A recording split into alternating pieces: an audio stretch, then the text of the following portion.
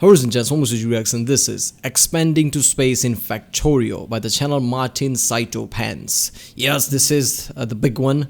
I guess one of the famous videos from his channel. This was uploaded this September, just a few months ago.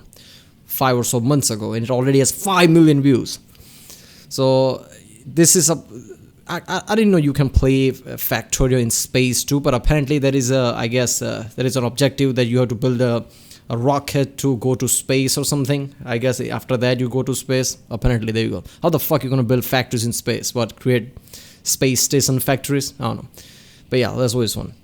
Remember, if you like my reacts, don't forget to subscribe so I know which type of videos to react to more. Check out the reacts, there's a link in the description. Check out the cards, the cards, and yeah. What's up, gamers? It's me, Mart, aka martincitopants. Used to play Factorio, not Minecraft, with Dream.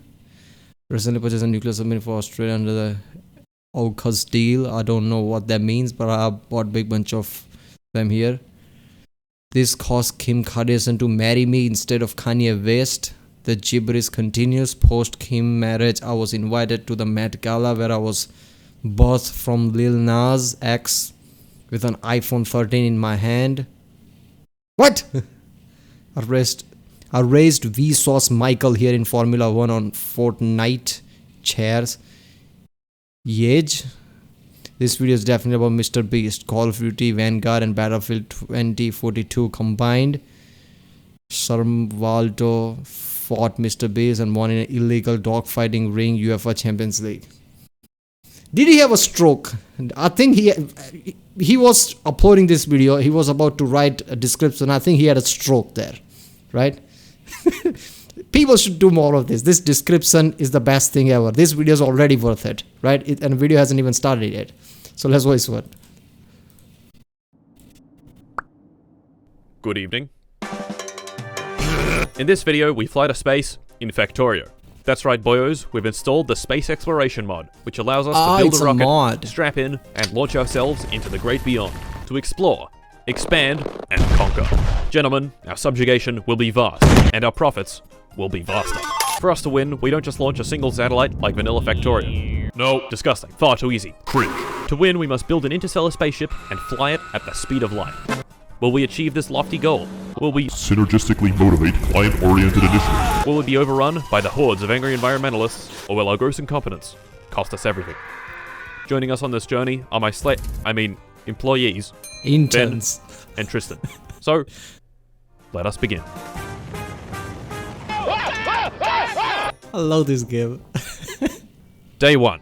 Our journey began right here, which is precisely where our little spaceship had crash landed. Burning. In the distance, with ease. Okay, I get it. That's the start of the game. Your spaceship crashes, but I don't know why that's just fucking hilarious.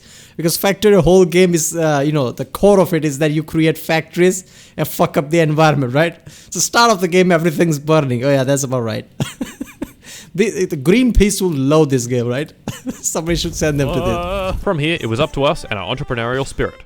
So, we began work. We built some drills to mine ore, furnaces to smelt the ore into plates, and plates into more drills to mine more ore into more plates. Oh yeah. The factory had begun. We then drilled some copper, coal, and stone, built some power infrastructure, and before we knew it, red science had been fully automated. Next, expansion. Copper mining, expanded. Copper smelting, expanded. Iron smelting, expanded. Main bus, built. Bus. Green science, automated. Red science, expanded. Dragon City, installed on your phone for free. Gentlemen, do you like dragons? Do you like cities? You're not gonna believe this, boys, but this video is sponsored by Dragon City, a free-to-play RPG PvP Dragon Collection game available for iOS, Android, Windows Phone,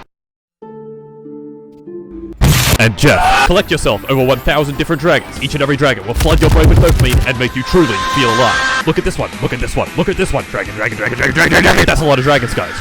Breed your dragon, lay an egg, hatch that something, and feed him. Look at him. He is your son. Train him. Put him through the ringer in Dragon Basic Training by smacking this little wood. Fight him against other dragons. Place him into a legal PvP cockfighting ring and claim ultimate victory. Still unconvinced? If you don't download this game, you will regret it. There are several events each week and a battle pass for truly unlimited, intense gaming. I still don't think you are convinced. You better download this game. I am living in your walls. Look at these YouTubers. My favorite Minecrafters. Mr. Yeast. George is still unable to be located. And DREER. Wow. There he is. My favorite YouTuber. DREER in Dragon form. If you download the game from the link in the description, I might get enough bargaining power to convince the devs to add a frog.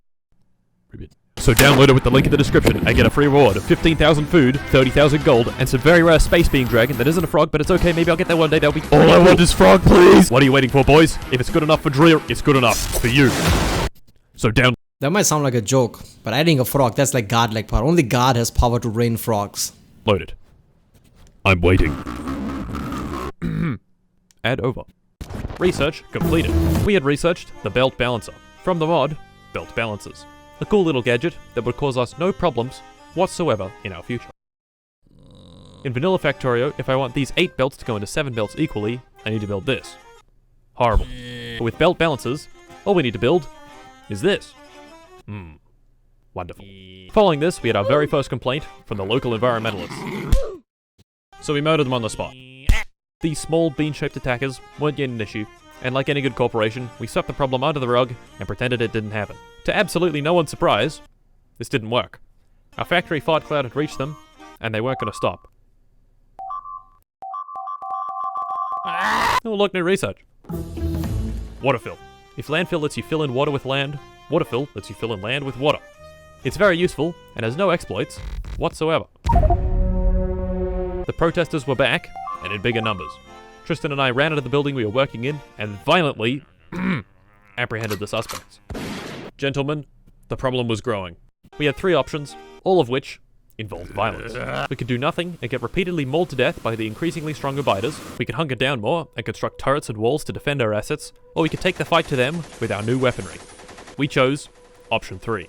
To help us, Ben contacted our local arms dealers and bought an army of chain guns, which have big tracks, autonomous driving, and water cannons for dispersing crowds. So we sent them in and dispersed some crowds.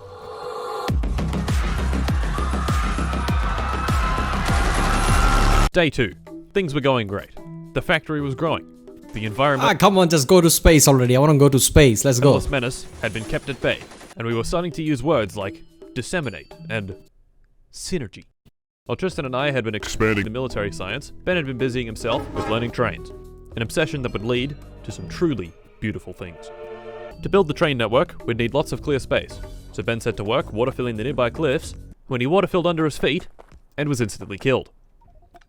Ah, fuck! Things had been peaceful for a while. Too peaceful. As Ben was finishing up his squeaky clean environmental coal mine, he was jumped by a large group of biters making horrible demands. I don't know why as soon as he said that, this was, seriously, calm. What was that? Lord of the Rings second part? 2 Towers or whatever, where there's a massive invasion is coming and, Gandalf and them just, sitting and looking at the horizon while Sen's about to sad thinking, oh, there's going to be war tomorrow. I don't know why I'm imagining that, him doing that. This is too quiet. Something's coming. Demands for higher wages and equal pay. I ran up to assist and was promptly mauled to death by the angry mob. Twice. I just killed me again! Fuck! I called Tristan over to help in the crowd dispersing and built a car. How do you shoot? Oi! We linked up with Ben in the north with a small army of chain gunners and sent the boys in to deliver retaliatory lawsuits in enormous volume. Once the dust from the battle had settled, it was obvious that the biters... Capitalism at its best. Create a factory, create a business that gives you leverage and power, I guess. Create different kind of tanks and, disperse of the problems, local problems. Colonization and capitalism combining. were in complete financial ruin. But they would be back. What we needed to do was build a wall. With our selection of mods, there were many options to choose from. Stone walls, concrete walls, spiked walls, but really, these all suck. Instead, we can build a tiny moat out of water fill, and it'll create a totally impervious barrier. So, Tristan made a bunch of water fill, and sectioned off the north end for good. After the wall had been built, the attacks cooled down for a while, allowing us to expand our business to the next great frontier, the water. After a little boat stuff, Tristan and I experimented with our latest innovative innovation, supersonic trains. As you can probably guess, these are trains that can travel really, really fast. If you got anxious crossing train tracks with these pathetic 300... It lives up to the fucking name, supersonic. This is trains that can travel really, really fast. How the fuck do you navigate through that? Well, you can't create overbridges in this game. I mean, that's somebody needs to create a mod about that. Just create overbridges. Why go through the railway tracks every time? The fear of getting run over. There are perfectly fine overbridges. Fast. If you got anxious crossing train tracks with these pathetic 300km/h trains, they get ready to be flattened so fast that the train only appears on your screen for 1 frame. Seriously. These trains would not only give our network speed and efficiency, but also an element of extreme danger. While I'd been upgrading the trains, Tristan had been driving his boat. I love Driving that his shit. boat, and driving his boat. No! I might die. Drive! No! I died. I'm dead. I'm dead. No. Tristan's death at sea had ripped a sense of purpose away from him. He became a shell of the former man we all knew, and repeatedly tried to run me down in a hit and run with his car. God damn it! Poor guy. The factory was growing, and the biters didn't like it. For the next hour, we were subjected to non-stop raids by increasingly violent environmentalists. What we needed to do was go on the attack. Ben had been building a squad of flame tumblers, high-speed cars armed with flamethrowers. He sent them in, only to realize that some of the biters were immune to fire damage. Oh wait, what? There's a biter that's invincible. It doesn't take fire damage. Fuck! And they all died. Shit. Unfortunately for us, we couldn't just waterfill them off now, because that would cut off lots of valuable resources. First, we needed to push them back, and then waterfill. Ben had built himself a flame tumbler, and was zooming around the battlefield at breakneck speeds. He went so fast, in fact, that he drove straight into a rock, got stuck, and died. We recovered Ben's body, brought out the waterfill, and sealed off the southern flank to the base. Next, the west. This game has this kind of a horror element to it, right? I mean, bugs and all these native creatures attack you, but not just in any conventional way. They just hoard you, right? Entire horde of them just overpowers you. It's like a zombie type of thing, right? Oh my god, there's a horde coming. Chain Gunner Army Yet had been purchased from our friends at Lockheed Mart. We took this army and sent them all to the southwest flank.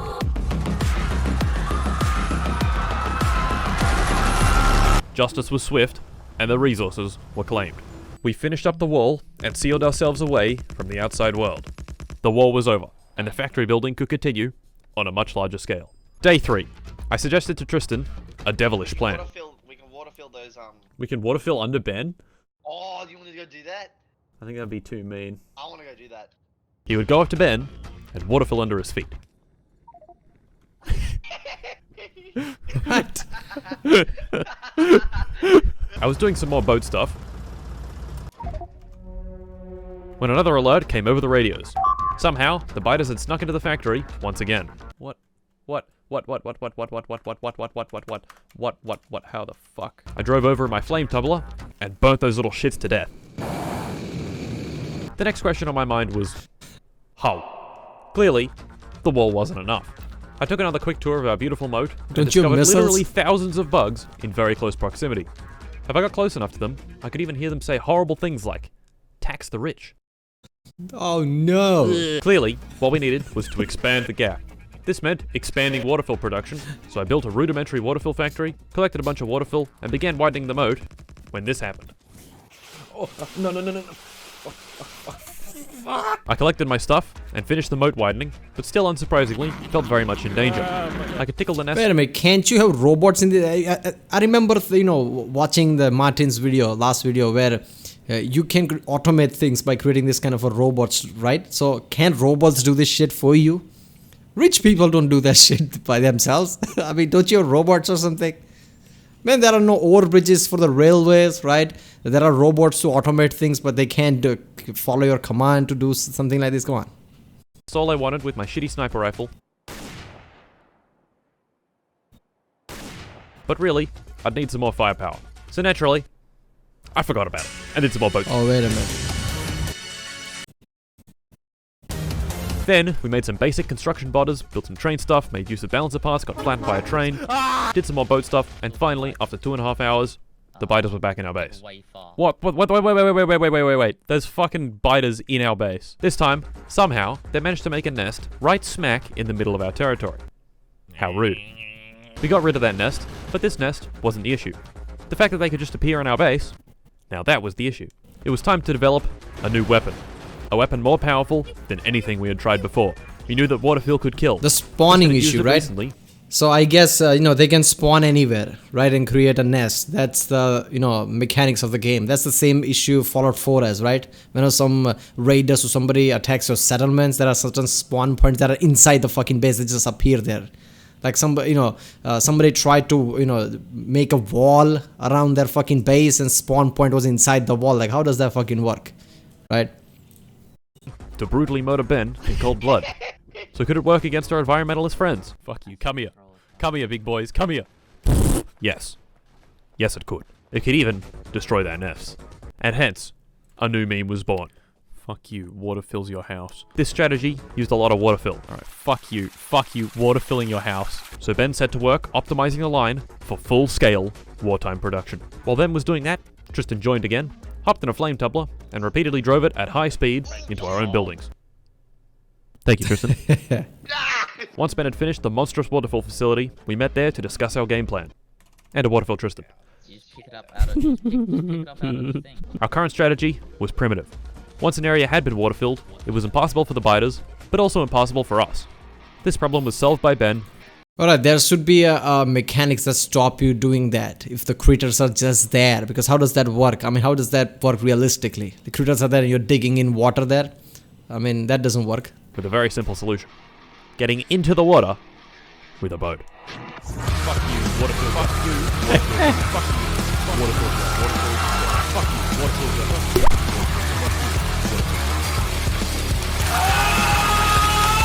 We waterfilled so much area that we completely separated our base and had constructed an island. Safety had finally been achieved. Day 4 of our recording binge began with this ominous message. In 24 hours, the sun would do a little trolling. Ben was still at it, waterfilling houses, and has successfully sectioned off an entire gigantic island in the north that contained lots and lots of resources. He then went to work trying to clear out the island and got mauled to death once again. Oh shit, I'm dead. Meanwhile, I began automating yellow science, the last type of science pack before we had to launch anything to space. 2 hours later, I managed to hook everything up to the building, and at a slow but steady stream of piss science. Holy shit. I'm pogging out of my mind. Excellent. We could now research many more things. So, we started some research, and realized that our production lines were running like shit. It turned out, we had a lot of bottlenecks. Firstly, I noticed that our sulfur production was lacking petroleum. I checked our oil refineries, they were working. But then, they would stop working. I checked the oil train station, and there was no oil, which means no petroleum, which means no sulfur, which means no science. Chain of reaction. I checked our oil drilling, and it had been tapped almost completely dry. So, we needed more oil. Well, this game is so good for this fucking reason. This shows you how industries work, right? I mean, this just shows the pressure that certain managers have when running certain type of industry, right? Because one thing is not available, one resources is not there, that would basically create a chain reaction that everything will stop, right? One thing leads to another and entire production is stopped. This is fucking ridiculous. I love it. There was some oil down here a little bit past our big canal.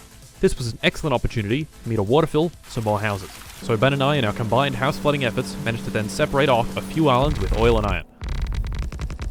Problem was, these islands were still covered in biters, and we couldn't just waterfill them, because that would remove the resources. What we needed was a way to clear them out. Lucky for us, we had researched light artillery, and it was actually very effective. Once the oil island had been cleared, I built a train station and hooked up the oil to our network. This gave the science production enough of a boost to finish researching heavy artillery, which we would be needing for the much larger and more dangerous North Island. So, we built some artillery train wagons and gave it a go.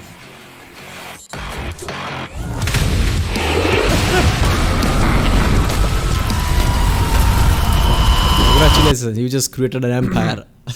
We had worked hard today and played Factorio for 13 hours. So naturally, we engaged in a little rocket launcher tomfoolery. Come on. Hooligans Ben! making factories. I got him, don't worry. I then showed Tristan our latest innovation, supersonic trains I'll show you. 2, I'll show you. which he used to suddenly and abruptly reverse directly into our artillery train. Whoa. Tristan, you fucking idiot! So, I ran him over. Just a few times. Oh, fuck. Once the tomfoolery session was over, Ben went and built us some power armor MK3, which we filled with leg. Day 5 began. Tristan joined the server, said fuck you, and left. Thanks, Tristan. Ben and I started the day off by flying our first little satellite into space. I built some rudimentary rocket part production, built up the rocket parts, chucked the satellite inside, and launched. Did you name it SpaceX? Train. Hey! Right, so, The game. That's not the finish of the game, I'll tell you that. so we just finished the game. Nice! No, we didn't. Let's go! We didn't. Tristan, we didn't finish the Finally! Tristan, we didn't finish the game. And there we go, boys. We'd done it. Our very first object sent into the great beyond. In celebration, we then used the satellite to reveal a huge area of the map and a brand new planet, Alas. We took a quick look at the surface to discover it was very volcanic and generally not This nice. is a mod! The satellite had also revealed all the locations of the biters on our northern island. So Ben and I decided it was time for some expansion. We called in the artillery God, this is train so good. and laid waste to our enemies. Wait a minute. Can you create I guess can you connect two planets by frequent rockets traveling between them, sharing resources and shit, create a galactic empire like that? That would be so good.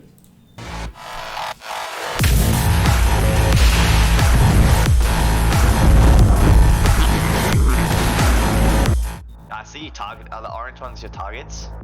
No, Tristan, the children are my targets.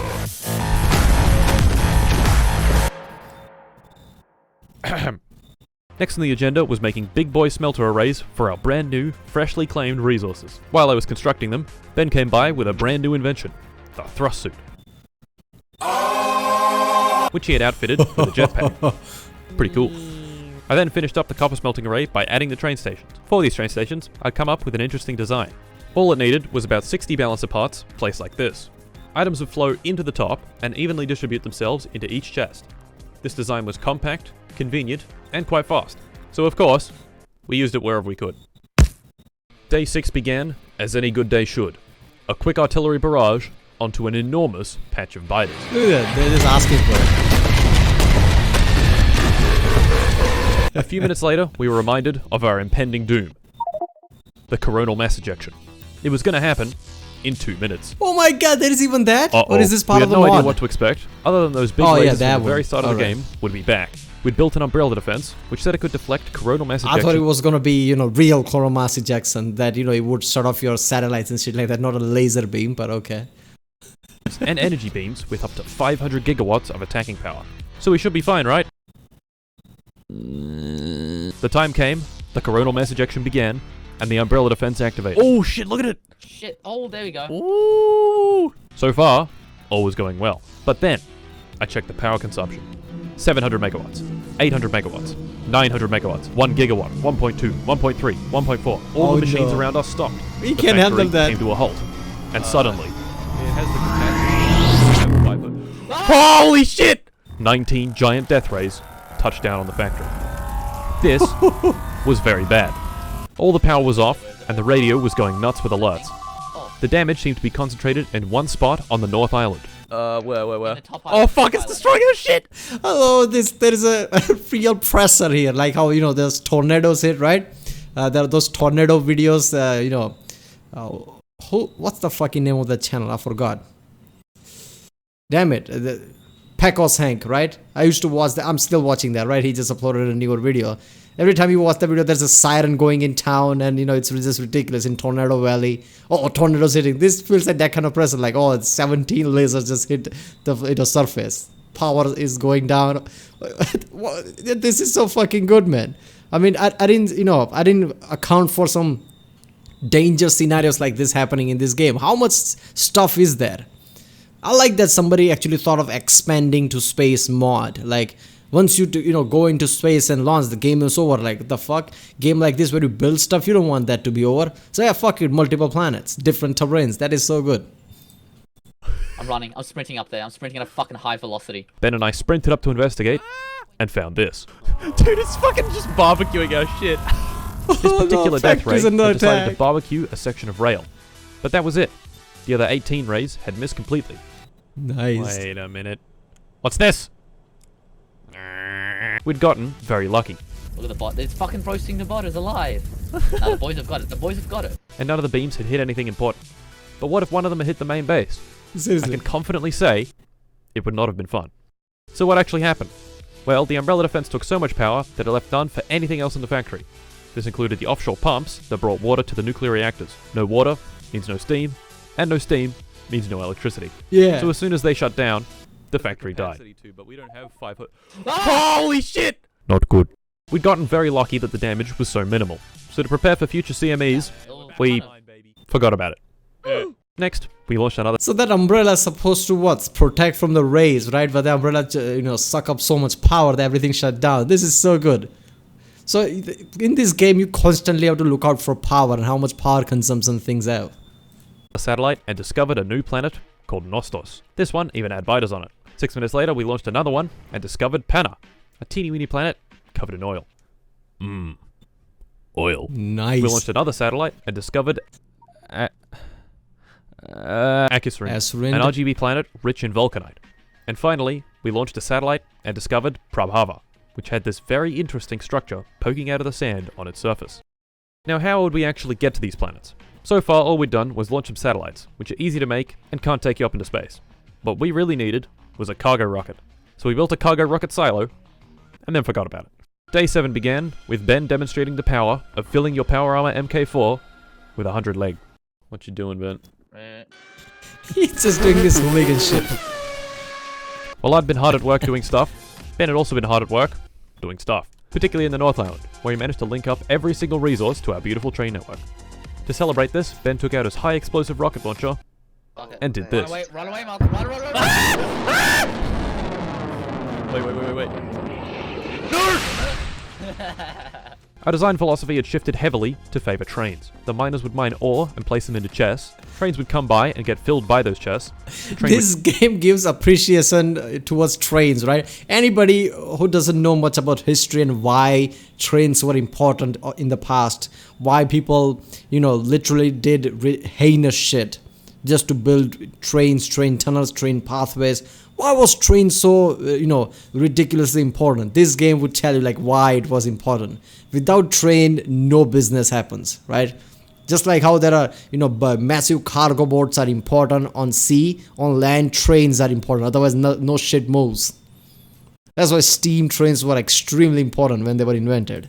Would take the ore to a smelter array. The smelter array would smelt the ores into plates and put them back on the train. That train would go to another facility and deliver the plates, which would be combined. For this system to work properly, we would need to build many separate facilities that produced everything we needed. I built a green circuit facility, a plastic facility, a red circuit facility, a brick smelter, a blue circuit facility, a copper smelter array, a module production facility. You get the idea. Lots of facilities, lots of trains. Oh my god. And lots of production. The factory was expanding faster than ever. So fast that... Oh, fuck. Our power had increased so much that we could industrial technology level, 5-star, safety level 0-star. Why can't you build ore bridges? I mean, there is no ore bridge in the game, or he doesn't know about it, right? Or he doesn't care, right? Because if there is an ore bridge, I would definitely build one, because this feels ridiculous. I mean, everything's high tech, everything is just bots and everything, and you don't have an ore bridge. You have to walk through the fucking, train tracks before subsonic train can just come and, flatten you, atomize you. That's so fast. Run as fast as the supersonic trains. Okay, here it comes. You ready? Bye.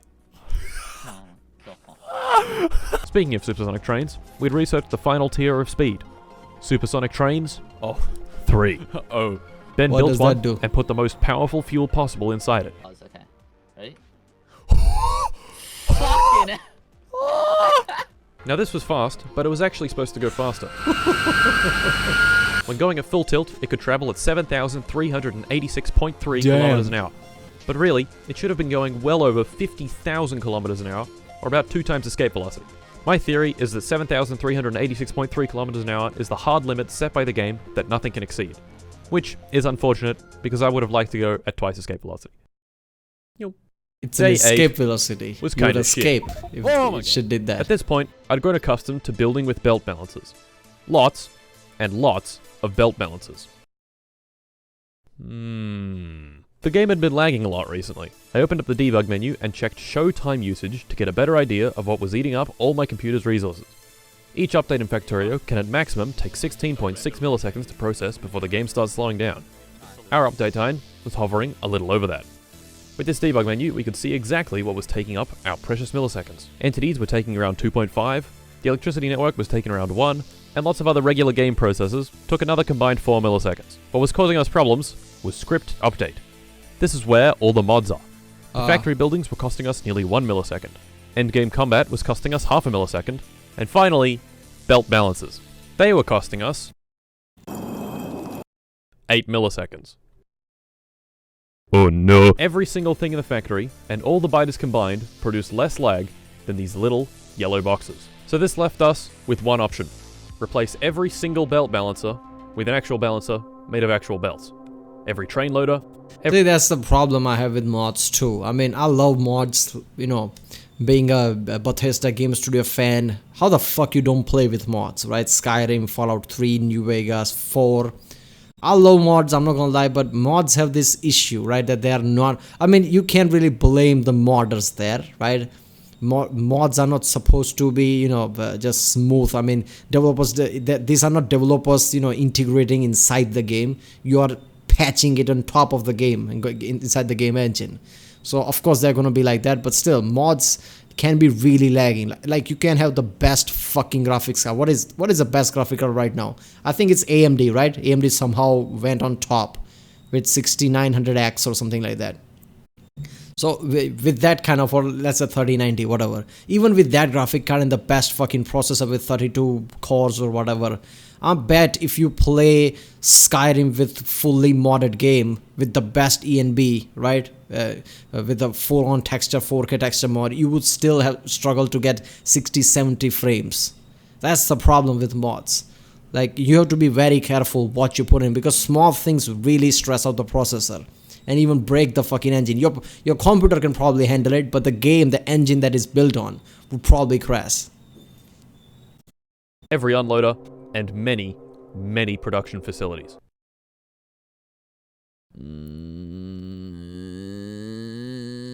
In total, we have placed 2,882 balancer parts, and every single one of them needed to be removed. 5 hours later, we'd finished. And built a whole bunch of beautiful, belt-based belt balancers. Day 9 was preparation day. What were we preparing for? Space. A quick trip into orbit to see what's up, and then straight back down. First off, we needed to make the rocket. Wait a minute, you're gonna see what happening in space at the last 2 minutes of the fucking video? And fuel it. I built this liquid rocket fuel production facility. It's fucking light oil. Turned it on and hooked it up to the cargo rocket silo. Next was cargo rocket part production. This bastard of an item took what felt like 800 different resources to build. It took around 4 hours, and once it was done, we turned it on. Here comes the train. Holy shit. That's so cool. Day 10. Yeah, that's awesome. Today was the day. After ironing out bugs in the system for another 2 hours, the rocket parts were finally on belts, heading over to the silo. I think we might just have to manually make Whoa. that. Meat. A big boy. Meat. Jesus Christ, look at that. That's a big boy. Ben gave me a thrust suit. Nice. And a bunch of life support canisters to survive in the vacuum of space.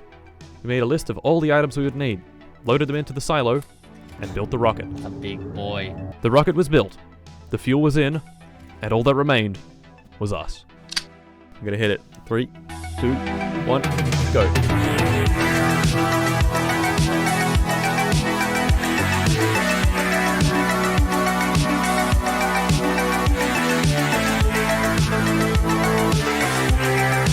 All right. Oh, to be continued. There's gonna be another one. Once again, thank you to Dragon City.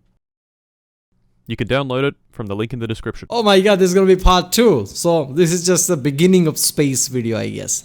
Last 2 minutes event in space. I guess he's gonna expand as a satellite in space. Oh, that'll be so good. This concept of a game is ridiculous. I hope they make Factorio 2 with even better engine and more details and more things to do. Add a fucking overbridge. That's the first issue. Add an overbridge if there is not there. But yeah. Alright, well, that was expanding to space in Factorio. This is his comedy just went up with this kind of, I guess this is one of the newer videos, so I guess he's just getting better and better with every single video. But yeah, this video was really entertaining compared to his older ones. Alright, well, if you like my reaction, do like, subscribe, check out the reaction, there's a link in the description, check out the cards, and I'll see you next time.